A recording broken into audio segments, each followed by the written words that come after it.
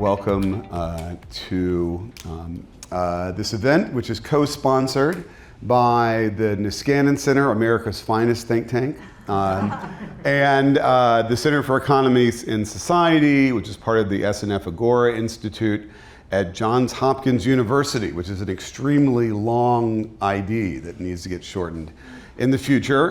But we have done a number of events together. We do a regular dinner series together, and we are honored, along with the Atlantic, which it's mentioned, along with the Atlantic, to welcome you here to a event on Jerusalem Demsas' new book, which I wish I had a copy of, called On the Housing Crisis, available in all better bookstores and some that actually aren't great. Have copies of this. It's good for bar mitzvahs, even a bris it would be fine for. So tonight we are having a discussion on the book with, again, America's finest interlocutor on this book, which is Diana Lind, who we are honored and privileged to have as a fellow at the center this year, working with us on our project on the architecture of pluralism, which we will probably do another event like this on later on. But she will be in discussion with Jerusalem on the book, asking incisive, penetrating, nearly impossible to answer questions, of which Jerusalem will then just bat back just with her usual aplomb. So I am handing over the mic now to Diana, and we will go for about 40 minutes and then have questions from all of you. So again, welcome the two of you, and it's an honor to have you guys here. Thanks so much, Steve. Great. Well, you know, Jerusalem sort of doesn't need much more of an introduction or bio, but I have to admit, you kind of cultivate a little bit of mystery for me. I love this just buy the book for the photo where she is her author photo with a glass of wine, and so when I was preparing for this interview, I was like, how did Jerusalem come to be this authority on housing, writing for the Atlantic? And I found out that you were communications director for Kamala Harris in South Carolina on a previous campaign, and you also worked for the Democratic Governors Association. So I wanted to just kind of start off on a personal note and ask you, why did you leave politics for journalism, and kind of why did you decide to make housing your primary beat? So first, thank you. I don't know if this is on. Great. First, thank you to everyone for coming out tonight, Steve and Diana and everyone at Niskanen and the Atlantic who put this together. My first job out of college, I graduated college in 2017, and so that was the year that Trump was elected, and I think a lot of people in that graduating class, people felt really compelled to go work in politics. But for me, it was kind of departure. Before then, I'd always really been someone who really wanted to work in writing about policy. I'd mostly focused in the climate space. I'd written about climate risk insurance and worked on different things about energy storage and batteries. And that had been what I expected to do following my graduation. But then, this big event happened that many people did not predict. And so I decided I wanted to go work this is just a kind of a meandering story of like how people end up where they are, which is mostly just a bunch of random contingent factors, and some of it is your own agency. But I decided I actually wanted to be a community organizer. I was going to go work in Richmond, Virginia, and work on community organizing to try to get lead removal from a bunch of houses in the city. And literally a week before I moved to Richmond, the Archdiocese of Richmond pulls out their funding for the position that I was going to have. And I was actually at that moment literally reading Evicted by Matt Desmond. I was in that moment reading that book, and I picked up the phone to answer the question my would have been boss. And she's like, well, you could move to St. Petersburg, Florida. And I was like, no, I'm not moving to St. Petersburg, Florida. Richmond, Virginia is one thing, but St. Petersburg, Florida, no offense to anyone who's there, I was like, I had no interest in moving all the way there. And so I was just thinking about what I was going to do, and really it was just, I had worked for someone who ended up working on a political campaign in Maryland. I was from Maryland, and I went to go work for Ben Jealous, who ran against Larry Hogan in his re-election effort in Maryland. And I left politics because of a few reasons. One is that I had too many strong opinions to work for people other than myself in many ways, because there's a level to which you have to, like, the job is to subordinate your own voice and your own thoughts, right? It is like there's a candidate that you're working for, there's a party that you're working for, and whatever they believe, you defend, especially if you're working in communications where you're defending that to press, you're defending that to people, the public, you're writing materials, making arguments, and there are people who could do that job, and it's probably a personality flaw of mine that I could not do it. But for me, it was just very, very difficult because I also was, 22, 23 years old, and I didn't even know what I believed about a lot of things yet, and was being asked to defend stuff where I was like, what are the implications of this? I don't actually know. I don't have time to even think about it or figure it out because the entire job is just being like an attack dog for a candidate. And so I realized pretty quickly that it wasn't for me, even though it was very exciting and there were a lot of interesting people that I was able to meet. And for anyone who worked in politics at the time, it was just like a place where you could just ascend very, very quickly because there were just so many jobs. I mean, in progressive politics and in Democratic politics, especially during the 2019 presidential primary. But I wanted to work, I wanted space to figure out what I thought. I genuinely thought that I was going to have to go back to law school or to grad school in order to figure that out. I remember calling a bunch of people who worked at think tanks and asking, is there a way that I could get a job, like an entry level, working for you? And they're like, go to law school. You can never get a job unless you go to law school. And then I saw a tweet from Dylan Matthews, who works at Vox, who said they were hiring fellows. And I said, okay, I guess I'll just apply for that. And I got it. And now here I am. All right. Rest is history. Well, I wonder also if that experience has given you a sense when you're writing that you're writing for an audience of people working in politics like you once did. Do you think about that when you're writing a bit? When I first started writing, I honestly didn't even think about the audience. I very clearly was like, I'm writing to figure out what I think. I have questions that I'm curious about answering. I'm going to follow them. I assume if I'm curious about something, there are other people who have similar curiosities and don't know about it. And so that was a really actually freeing and lovely place to be. And I think it really helped in a lot of ways. I think one of the biggest problems right now people have in media is that they're constantly thinking about the audience, particularly you're thinking about a very uncharitable audience on Twitter who might dunk on you. And so there's come to be sort of a defensive writing where 3 paragraphs into any story you're to be sure, all of these qualifications and answers to other arguments that someone might make later on. And I think it actually impedes the clarity of your writing a lot of times because people won't be willing to just make the strongest form of their argument. But then I guess, as I started writing more and people would reach out, I realized that there are a lot of people reading me and there's influence that you can have and it's important to think about that. I have thought about the sorts of articles that I choose to write, right? Because there are types of articles that I'll write which are very technical and specific. They're about a specific policy in a specific place, about why the Defense Department decided to intervene on an Arizona housing starter homes bill, something that unless you're really in the know, it's unlikely you're really going to engage in the specifics there. And then there are other types of arguments that you can make through narrative and through telling people stories about why something is important and really making that accessible to people who aren't really that wonky. And realizing that both types of change are really important, both types of arguments are really important, has expanded the types of work I've done. I think in the last few years, especially at The Atlantic, I've really kind of focused on broadening to these sorts of narrative, nonfiction sort of essays as ways of making these arguments. But I don't really think specifically about are there certain policy staffers or whatever. I hope that my work is read as widely as possible, but I don't think that, I think, specifically. All right, fair. Well, so we're going to talk a bit about some of those essays that are collected in this book.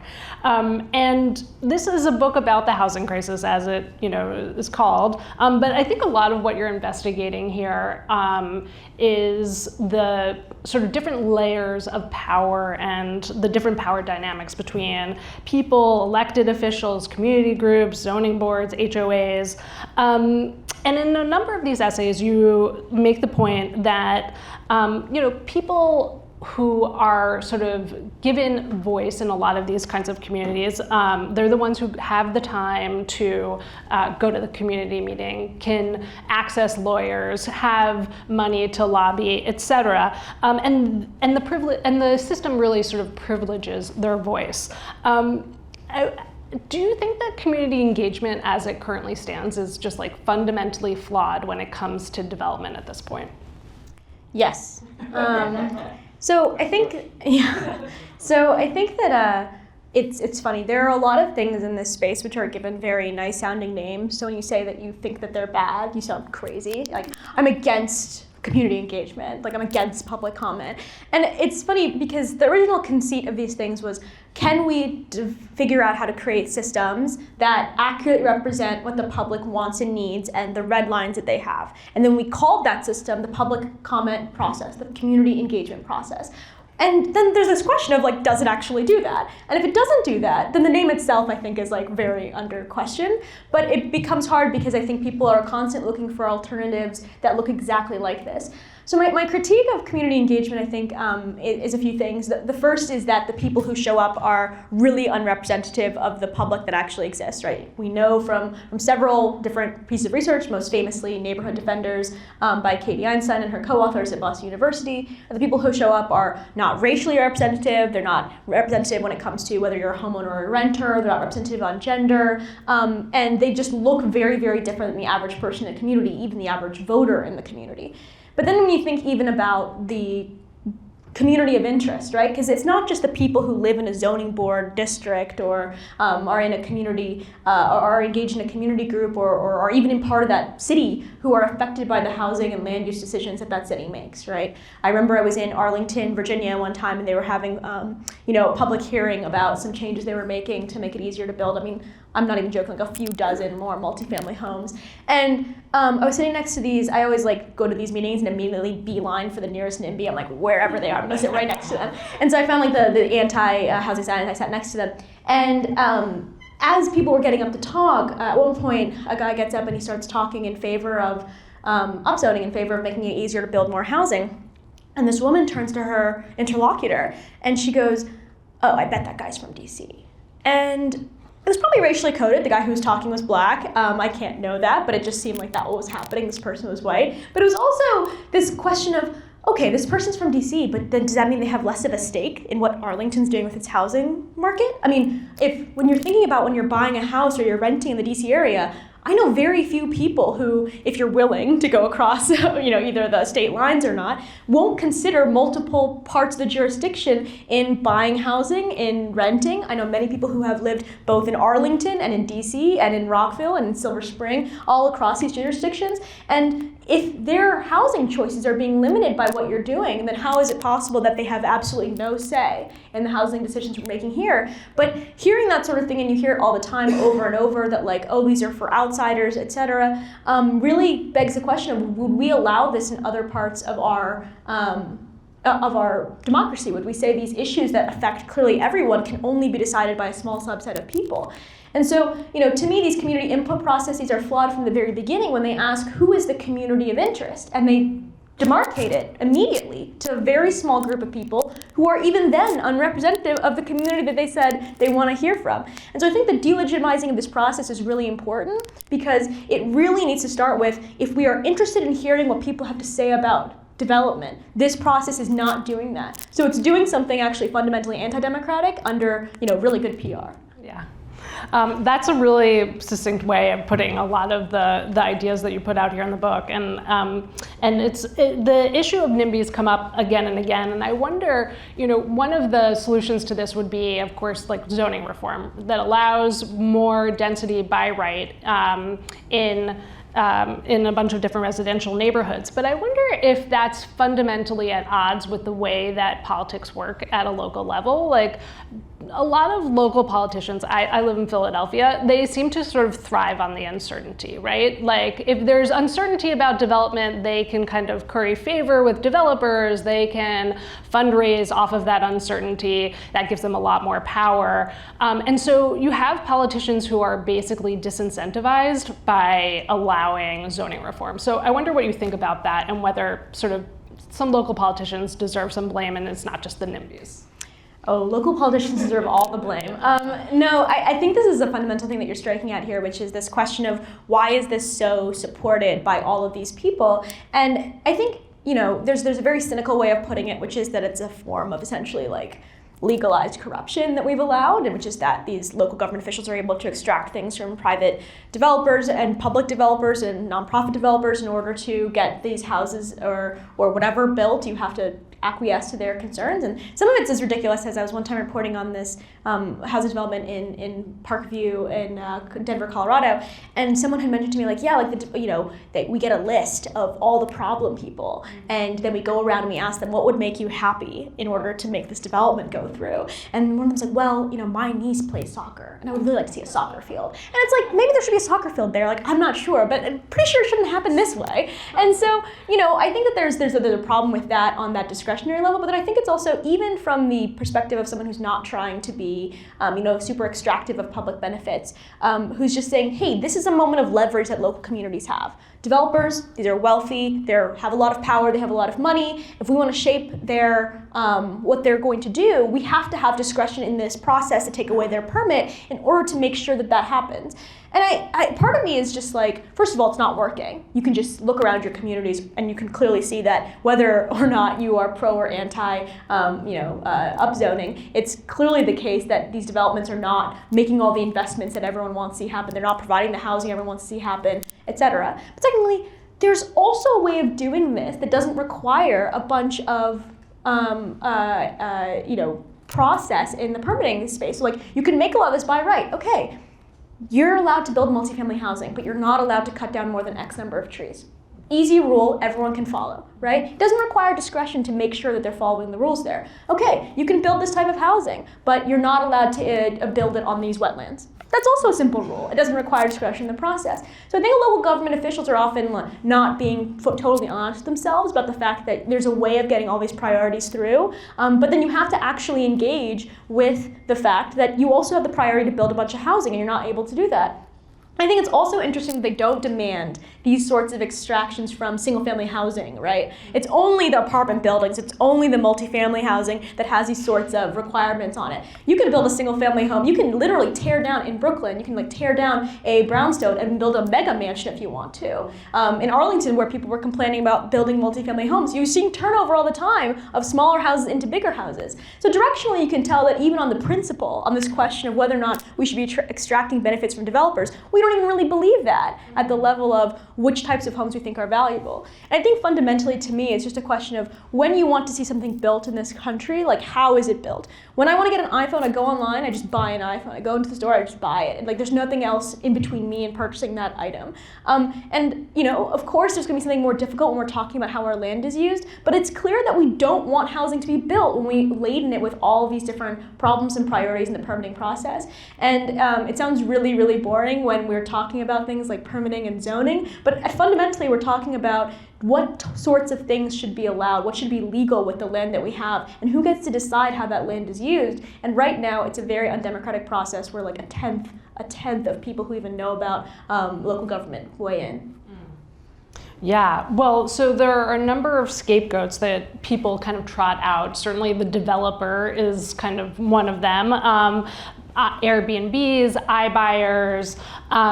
You have an essay where you talk about how people tend to demonize institutional investors, and you don't really seem to see them as a problem. And I was curious if you could kind of defend that stance of why is that a wrong scapegoat?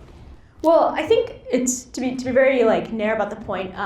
Institutional investors are not the cause of home price appreciation. There's some research indicating that they can be bad landlords, that they're not as they're buying up homes and they're flipping them really shoddily. There's other stuff that they might have a problem with. But on the specific narrow question of whether or not a bunch of private equity firms like BlackRock or Blackstone are buying up the neighborhood and are thus making it unaffordable for Americans to live, it just isn't true on its own face. And I think it's not true if you think about it for a few seconds. It's just a question of how many homes do they own and how many homes are there.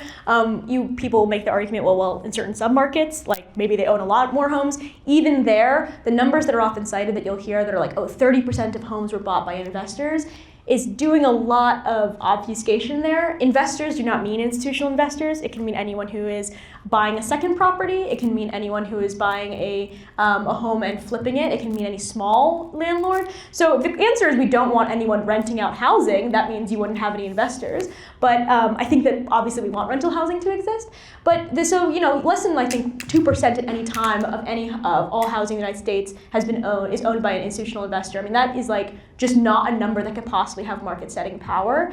And so I think that often there's a desire to make it about these sorts of entities because they're really unsympathetic. Like, why does anyone want to defend private equity? Like, and that's an easy person to point to and say all your problems are caused by these 3 or 4 bad actors. And in some ways, this is something that we've seen in like the economic psychology kind of literature, where they find out that people really like to personalize economic phenomena. They really don't like the idea that there's like a complex set of institutions that they're also implicated in that are causing the problems that they see. They want to say that there's like some bad guy that we can just all go after. But it also, at the same level, the reason why people point to it is because it implicates the current policymakers, right? Because if you're saying that it's actually a policy problem, then like, why aren't you fixing it? But if you're saying that there's some bad guy out there that you cannot control, then it's like, yes, it's all of us against these bad people who are harming our system. And so you see this problem over and over again where people are constantly pointing to it, and you can also just see it in how quickly they change who they're talking about. Like, it will flit so easily between an Airbnb, a developer, a BlackRock, which does not actually own any single-family homes. People are confusing it with Blackstone, but it just went viral one time and JD Vance retweeted it, and so now we're all stuck with the idea that BlackRock owns a bunch of single-family homes, and they don't. And again, like, it's just so weird because no one is trying to defend these actors from the other things that they're doing that might be harmful, but you're then put in this like uncomfortable discursive position where you're like, actually, no, it's not the problem. It's actually a series of single-family homeowners who are the problem, and that's not the most politically powerful argument. Yeah, so I'm really curious about this though, because people are pretty motivated to kind of address institutional investors, address gentrification, address Airbnb. Like, that in some ways feels more palpable, like you're saying, for people than just kind of the issue of like saying, let's simplify permitting, let's change our zoning. Do you think there's a way to kind of latch on to the fact that this is something that a way that people are understanding housing and a way to kind of motivate them to think about the real causes of the housing crisis?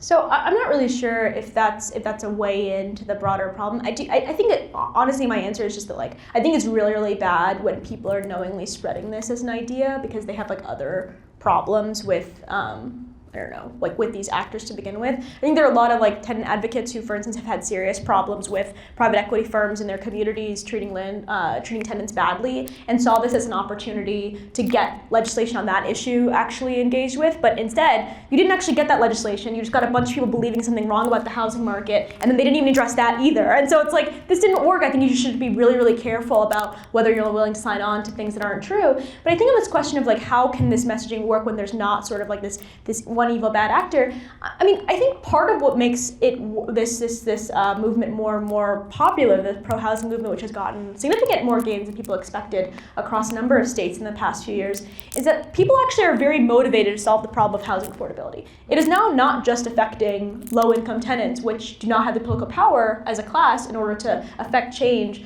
at any kind of political level, but it's affecting like even yuppies. Like, even the yuppies cannot own houses in San Francisco. They cannot rent, and they're stuck in these overcrowded in these homes. And so at that level, this is now a politically powerful class that is having difficulty accessing kind of like the fundamentals of the American economic opportunity and the American dream here. And so to me, what's motivating a lot of people to start caring about this, because even as you hear Kamala Harris, talking about cracking down on corporate landlords, you also hear her talking about the need to build a bunch of new homes and address, the regulations that they're causing our problems. And I think that like the salience of this solution is because it's really not been answered seriously by anyone with another alternative solution. It is now like basically accepted by everyone that in order to solve the housing crisis, you will have to build a lot more homes, even if the way to do that is not accepted. So one way that people are addressing their own affordability issues is moving out of higher cost metros into less expensive suburbs or less expensive smaller cities. That's been a really we're at national lows in terms of mobility as a country as a whole, but for a certain sector of knowledge workers and remote workers, it's definitely been a trend that's gotten a lot of media attention. And you write a bit about moving in an essay about black flight from cities and also how the right to move is under attack. And so I just wonder what you think about where you see this trend line going. Because with wealthier black families leaving cities for suburbs, that sort of impoverished the families that stayed. They had less economic and social mobility. Do you see the sort of knowledge worker class leaving more expensive cities, impoverishing cities, or is that kind of just, a story that maybe some of the media is trying to get after? Yes, the urban doom loop. So this idea is sort of that people, especially high tax individuals, are going to be leaving high cost cities. You saw this during the pandemic as remote work really became more widespread. People were able to go live in the exurbs, and I think there was a Kansas or a Philly Fed piece that showed that the majority of home price appreciation during the pandemic was due to remote work reallocation. So it's a significant effect, again, because again, you don't need that many more people entering some of these housing markets to severely spike prices. People often underestimate how few people are needed when housing supply is low. Even a few thousand people can really do it in some areas. So this question about whether these cities left behind are going to face a sort of doom loop where they lose their tax base, then they make fewer investments. So maybe in transit, then the transit cutbacks happen, and so fewer people want to live there, and then all of a sudden all the way down. It's a serious concern. I don't think it's something that we can fully rule out as happening. But one of the biggest proof points I have for cities is you can just look at the rent of a New York City apartment right now. There are a lot of people who want to live in New York City, a lot of people who want to live in San Francisco. The prices are really high as a result of this. And so to me, what this tells me is, a few things. One is that these cities have gotten complacent for a very long time. They've gotten complacent about their ability to draw in these high tax base workers, these people to come in, and they've said, we've gotten lazy. We don't have to provide good services. We don't have to be a nice place to live. We don't have to deal with crime and public safety. We don't have to deal with whether or not housing is expensive. We can just allow that to deteriorate. People will still be here because the good jobs are here in San Francisco. The good jobs are here in New York, and that's okay. I think there is a growing recognition that you actually have to provide good services as a city, and that people will leave. Not everyone, and there will still be a lot of people who want to come, but people will go. You're seeing this in New York. And in California broadly. But I do think that this is often overstated in its short-term likelihood. The biggest area where I think that people need to be worried about is with commercial rents. When you're looking at what's going to happen with all these empty buildings, particularly in San Francisco, where there's not been at all really a serious return to office, not being able to repurpose that could cause a serious, serious problem for tax coffers. And I don't think this means the death of San Francisco, but I do think it's a problem we'll have to solve. And do you see some of the big city issues kind of now affecting places like a Boise or a Tulsa or whatever, that the influx of remote workers is actually bringing with it a spike in housing prices, and then are these cities actually going to build the housing that they need or not?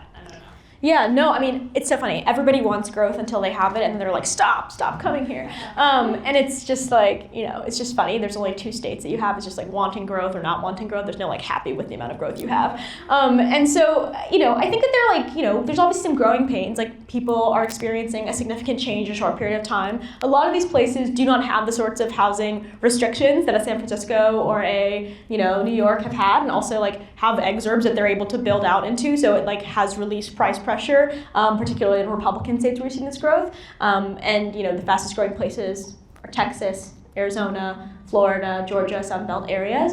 And so, I think that they're experiencing the pain, but it's not long term yet in the way that we have seen in coastal states, because it's kind of new for them and there's a lot of room to sprawl out. That's not the ideal way that I would want these cities to grow. I would hope that they would grow densely and vertically and rather than horizontally. But I think that the problems of urban governance in blue states often have to do with the fact that they've also developed a sort of political history and memory of opposing development. And for a lot of these places that are experiencing this new price pressures, they don't have like an organized anti-growth movement that's figured out all the ways to block housing and block development in the same way. And so I assume that will also develop if it's allowed to, and if you don't make the pains of growth less, and you actually don't invest in the things that make people happy about what their communities look like. But I also think that the other thing that's happening here is that a lot of the growth is happening in Republican states amongst more conservative communities that do have kind of like a fundamental belief in economic growth, even as they're frustrated by things like congestion and home prices increasing. Like, I think it's hard to kind of like get someone completely out of the mindset that they no longer like growth, they don't like economic growth anymore, that they want businesses to be shut down, they want it to be hard to start new businesses. So there's sort of like a cross-pressuring on the ideological side in a lot of these new growth areas. Right, a lot less like historic buildings to preserve or worry about. Historic. So you write a little bit about homelessness, and obviously given the housing crisis, it's no surprise that homelessness is also increasing. And it seemed to me like the solutions you're proposing, again, come back to building more housing. But there's really no amount of supply that's going to bring rent prices down to zero. And most of the subsidized housing in this country is created with low-income housing tax credits that you didn't really talk about in the book. So I'm curious about, how do you think about our current system of building subsidized affordable housing? Like, it seems to me like there are a lot of issues with just how slow and expensive our current system is that's primarily centered around low-income housing tax credits, and just wondered whether you sort of also put a little of the blame there too for creating some of the homelessness crisis that we have as well. Yeah, so I think with homelessness, you can think of stuff as like a stock problem or a flow problem, right? There's the existing group of homeless individuals and how you get those people housed, how you deal with their problems. And then it's how you stop like maybe even a 2-to-1 ratio of people falling into homeless. Like in Los Angeles County, like they're housing like over 200 people a day, and yet more than that are falling into homelessness every single day. And so that's a situation where like even if you have a fantastically run affordable housing program and development program, you're just like, you cannot catch up with that kind of a problem. So when I think about the problem of homelessness, right, it's like I think this flow problem is often much more important in terms of like making it manageable for us to stop it, and that requires making it much easier to build a ton more housing, and particularly affordable housing, but also keep people in their housing, which I think often requires rental vouchers. It requires helping people when they're at risk of eviction. Like, hey, right as you're risk of eviction, like, can we make sure we can stop this from happening? Can we help you? Because once you're evicted, you become really, really difficult to house often. What money can we give you in the short term? There's a really great survey down in California that shows people who are leaving prisons and jails are often the ones who don't actually have a place to go. Can you like intervene at that point before they become kind of embedded in a homeless community and much more difficult to extract them? Can you make sure that they're getting diverted? But then a step above that is like all the people who are very low income, who right now feel like relatively housing stable, right? Like those people, they have a home, they're paying rent, they have a job. But if 1 month it went bad, it would be like over for them. Like that group is like very, very large and like growing. And it's not because they're poorer in San Francisco than they are in West Virginia. There are just fewer very, very low cost housing options available to them, like SROs or other sorts of very small housing options that can sustain that population of individuals. And so for those, I do think that pro-housing efforts are really, really helpful, and that naturally occurring affordable housing was just once nice new housing, and so you have to build a bunch of that stuff. But the secondary problem you're talking about is a stock problem. Like these people who are currently on the street, how do we get them into permanently affordable housing? And yeah, LIHTC is a problem, but I think broadly the problem, when I talk to affordable housing developers, you essentially get two answers. Like, one is they also face the same kinds of NIMBY zoning permitting problems that like all housing does, and often even greater, because people are less likely to want low-income housing in their communities than they are to want even market rate housing in their communities. And so that really increases their costs, but also it's really a problem maintaining their financing. If you get LIHTC financing, if you get financing for an affordable housing project, and then you have to sit on that lot of land for years, you will either lose that financing, interest rates will go up, and make it not possible for you to close on that development. So the same problems with land that exist for market rate housing are like triply more of a problem for affordable housing and for affordable housing developers. But I also think it would be great to expand, financing too for these places. I think it would be much easier if they didn't have to layer like 6 different levels of financing in order to do one affordable housing project. It means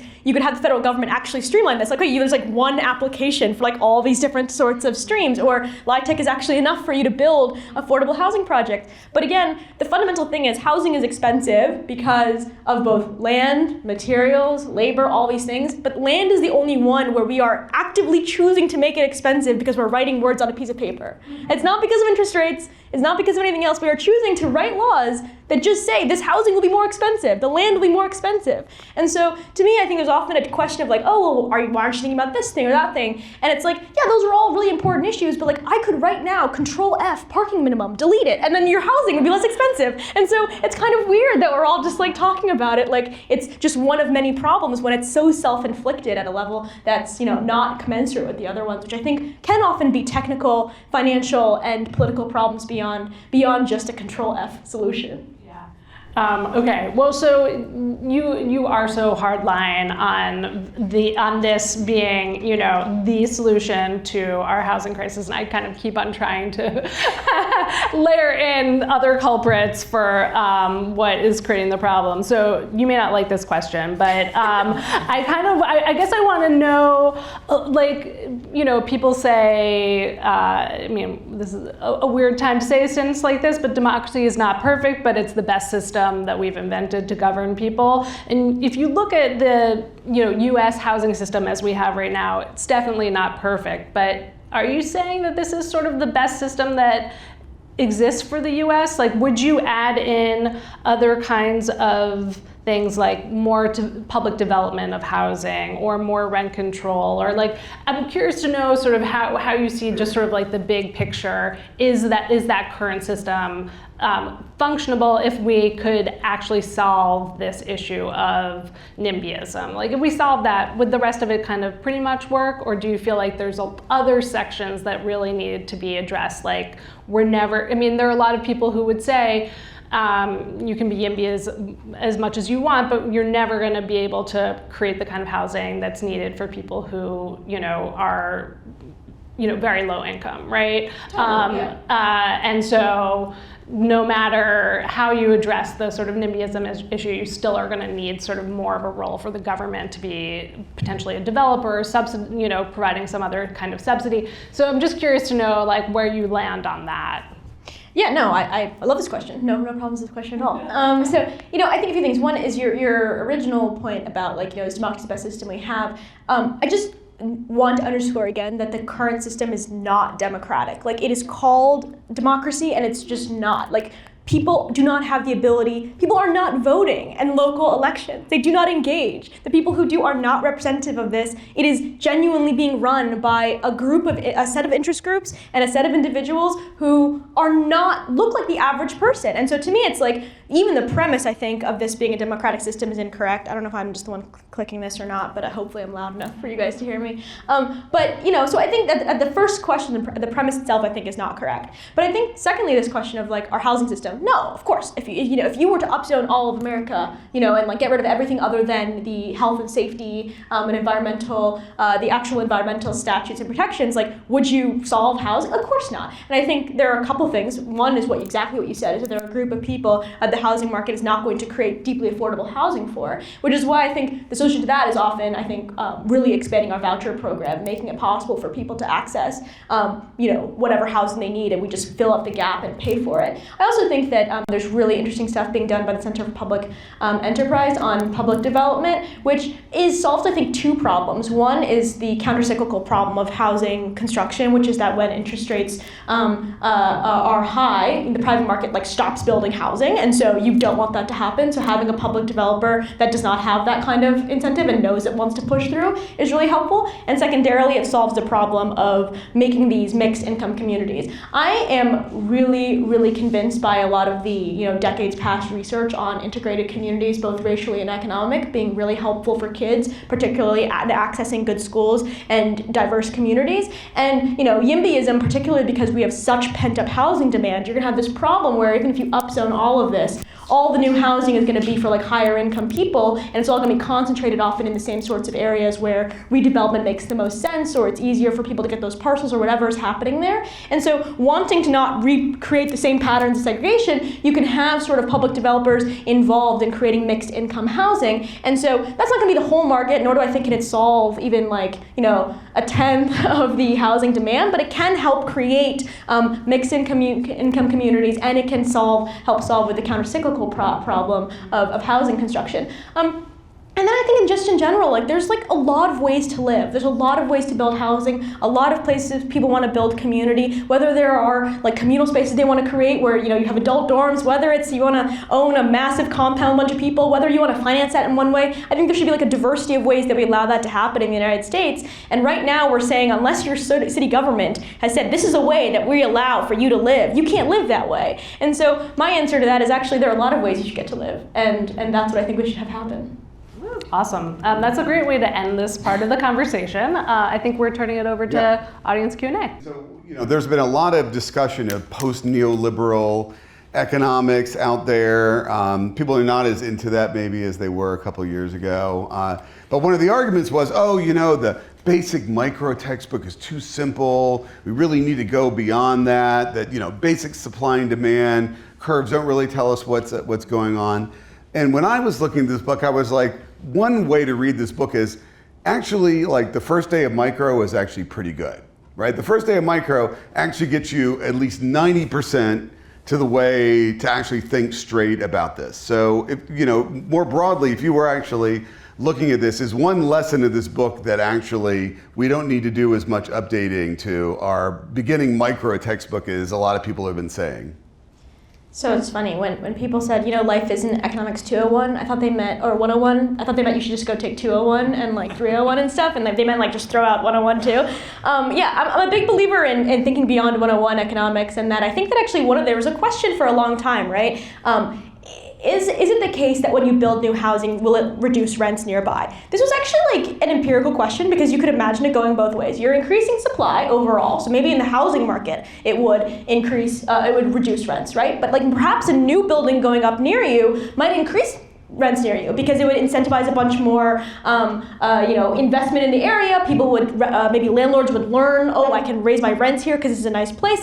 We actually didn't know, and that's why we have applications of theory in economic research, and we go beyond 101 to say what is actually happening in the real world. And we found out multiple times over and over again that when you add an apartment building in an area, you actually reduce rents. And so to me, I think often people will dismiss this, I think, negatively as these sorts of things are supply demand, you're drawing on a curve and you never moved on from that. But I'm just no, we took that critique and then we said, okay, let's apply the critique of Economics 101, and we found that Economics 101 still made sense, but not because it was obvious, but because the critiques raised were wrong. And so to me, I think it's often there's a very lazy response to a lot of pro-housing arguments that these people don't know what it's like to live in the real world, but then when you look for their articles, they're just talking about Marxist theory, and that's also not an argument. So there you go. Okay, so score one for the micro textbook. Okay. That's Steve's take. That's my take. That's my hot take. Okay, so we are going to have about 15 minutes of questions, and I will stress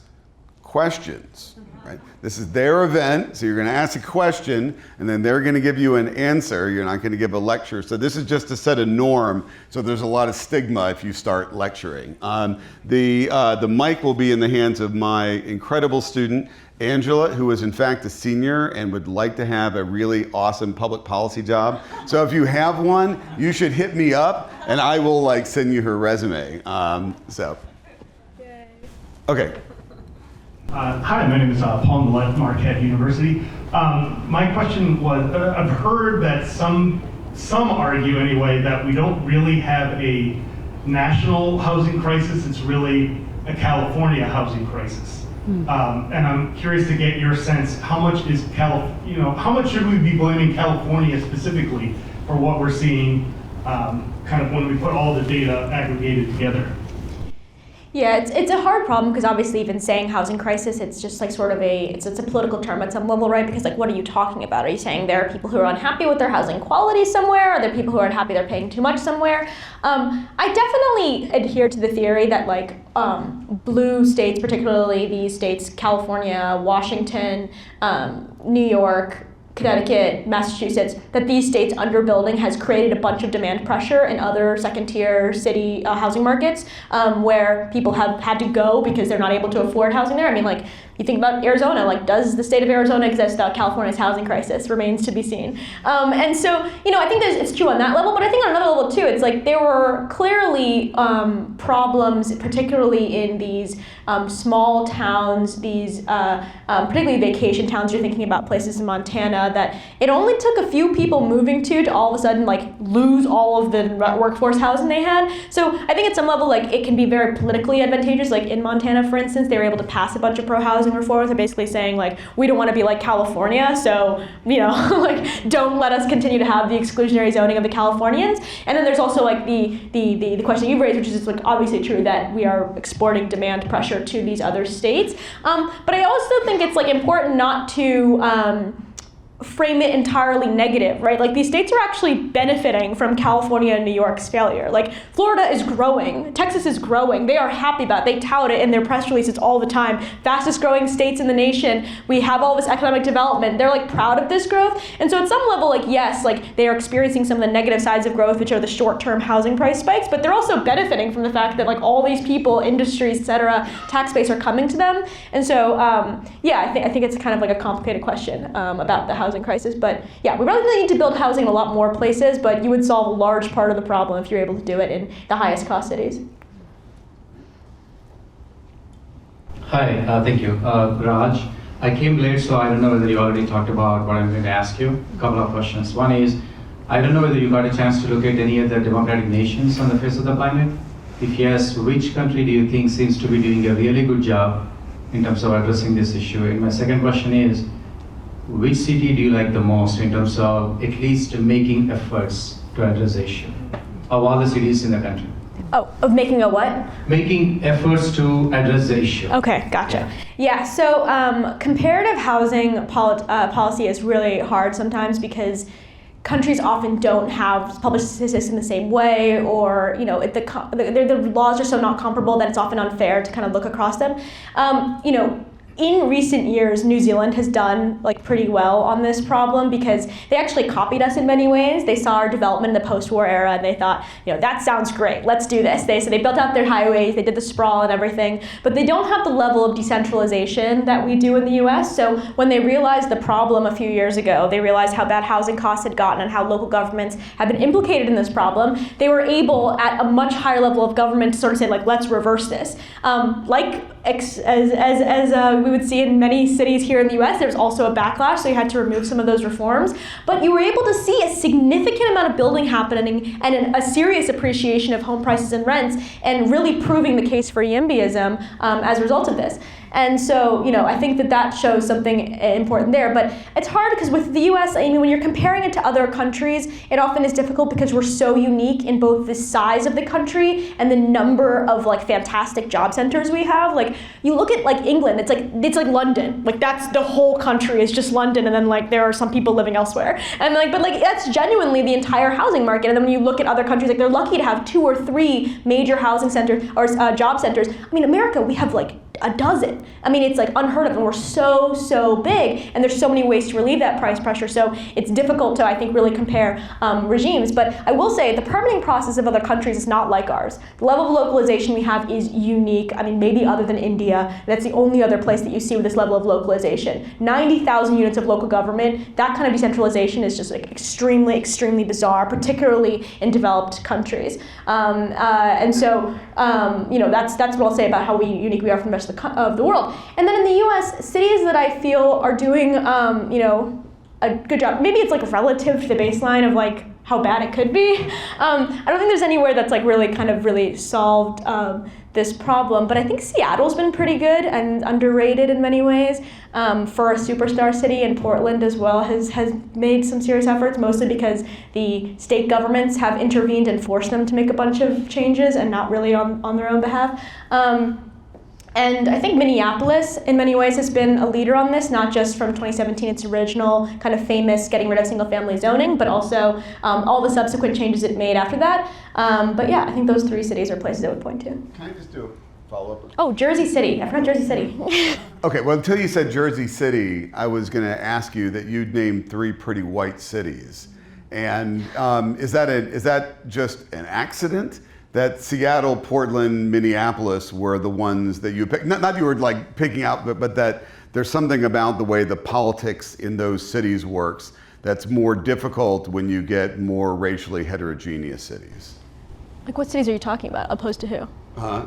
Like opposed to which cities that are superstar cities? Well, New York, DC. DC's done pretty well, actually. DC's also done pretty well, and mostly because DC has a bunch of industrial zones that it was able to upzone really easily. So the Wharf, for instance, and NOMA were both places where there wasn't a bunch of NIMBY energy there because there just wasn't a bunch of individual homeowners living there. So you're able to build like tons and tons of housing. And now there's a problem where like you've kind of run out of all that space to build, and then the real problem starts where they have to build in Northwest DC.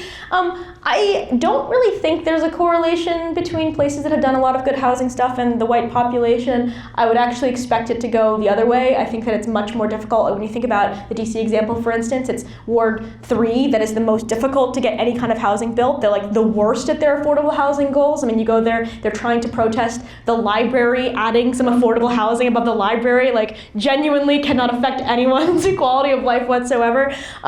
So yeah, I don't know, but I haven't thought enough about this question. Hi, my name is Ken McGann. I work at the Urban Institute. So you touched on this at the end, how when you build new housing, the supply effect is bigger than the demand effect. Even true with like building large apartment buildings in low-income areas. But obviously these areas kind of have a mistrust of that, and there's a lot of fear of what goes along.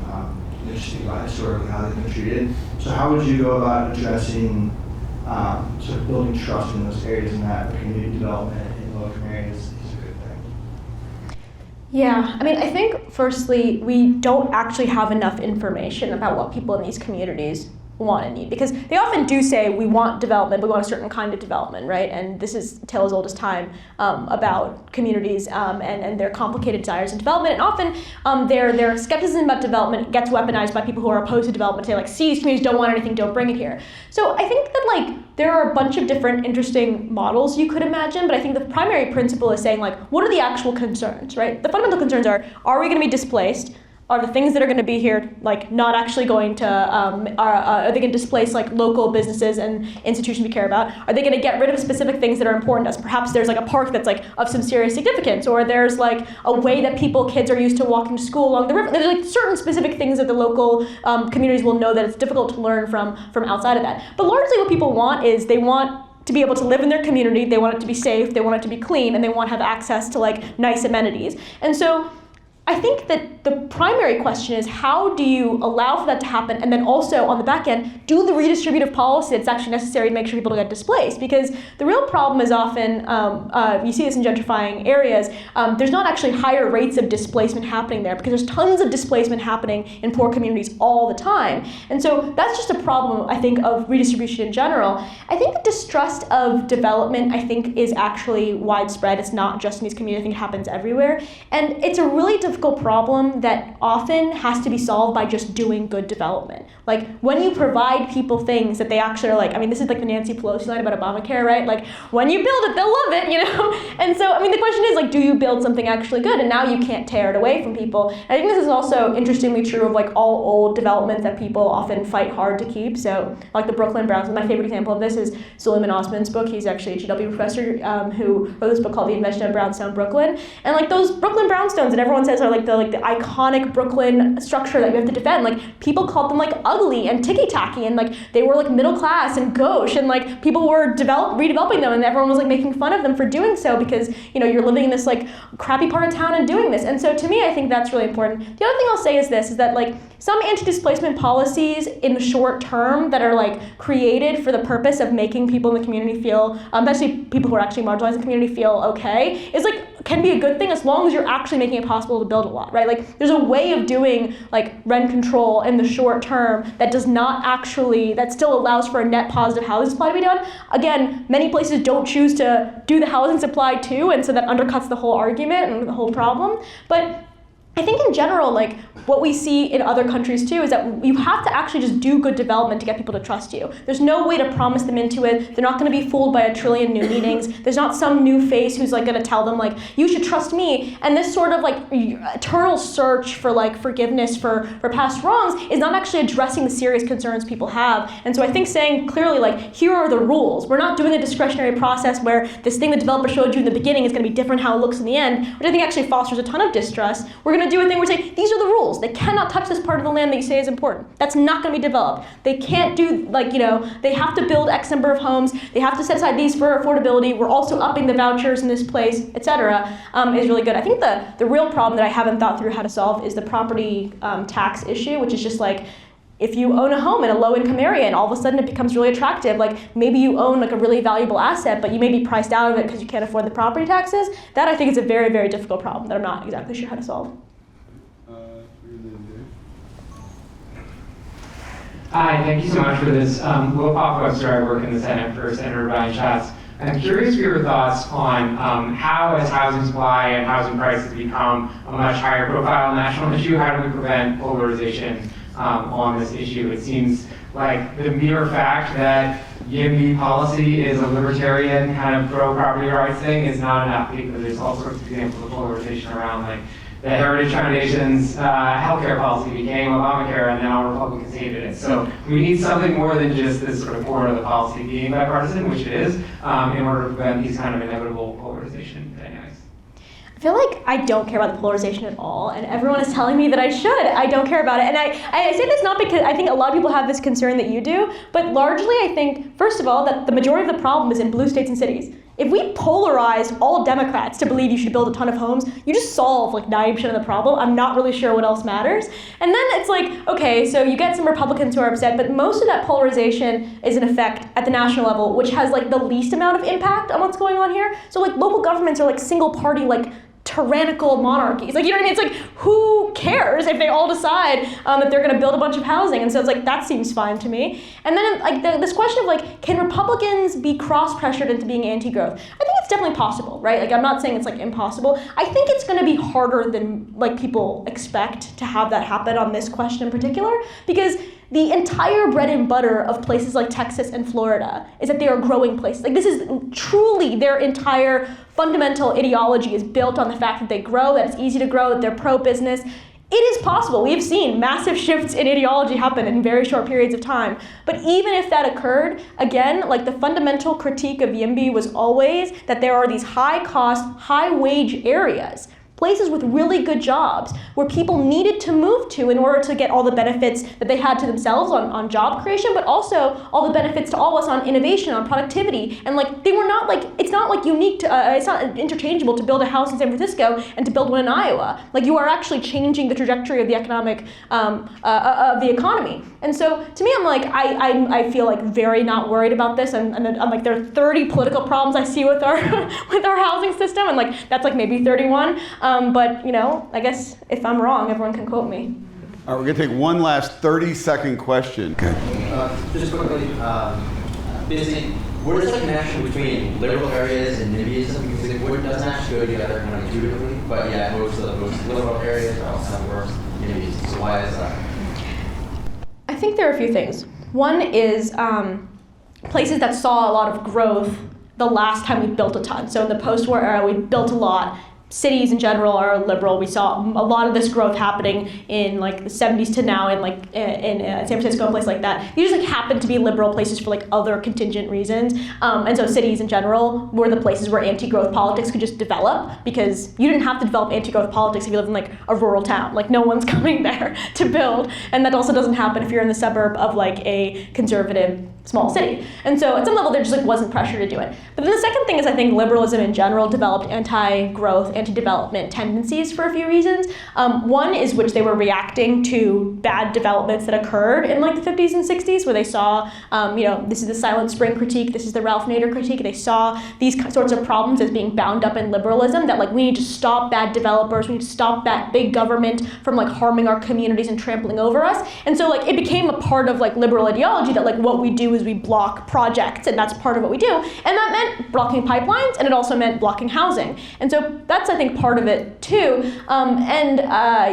In many ways, I think that like this got distorted, right? And like people were able to say like, oh, we're all just kind of the descendants of the people trying to stop a freeway blocking going through a black community. And really what they're the descendants of are the people who looked around in their nice suburb that was just built and said, that's enough, and we're like, we don't want that anymore. And so it's kind of one of those problems where really redefining liberalism, I think, is a big part of this project, and why I'm like, again, kind of tying the last answer, I'm like less concerned about the polarization, because it's really, really important that liberals think that building is important. It's like the fundamental problem right now is that conservative parties have always been concerned about big government, they've been concerned about big change, like that's what conservatism is, and now we have two parties, both of whom have conservative instincts on development, no one who's pushing towards growth and progress and change, and that is really the balance that we're lacking right now. Well, we've hit 7 o'clock, so it's that time. I want to thank the Center for Economy and Society's fellow from last year, Jerusalem Demsas, and our fellow from this year, Diana Lind, for such a stimulating conversation. I want to let you know that books, and I stress books because I expect you all to buy multiple books, not just one. You should buy one from your niece or your nephew, are all being signed right over there. Yeah, if you just want to hang out and talk about housing and talk about how bad NIMBYs are, you can do that for an almost infinite amount of time. So I want everyone to put their hands together and thank Diana in Jerusalem.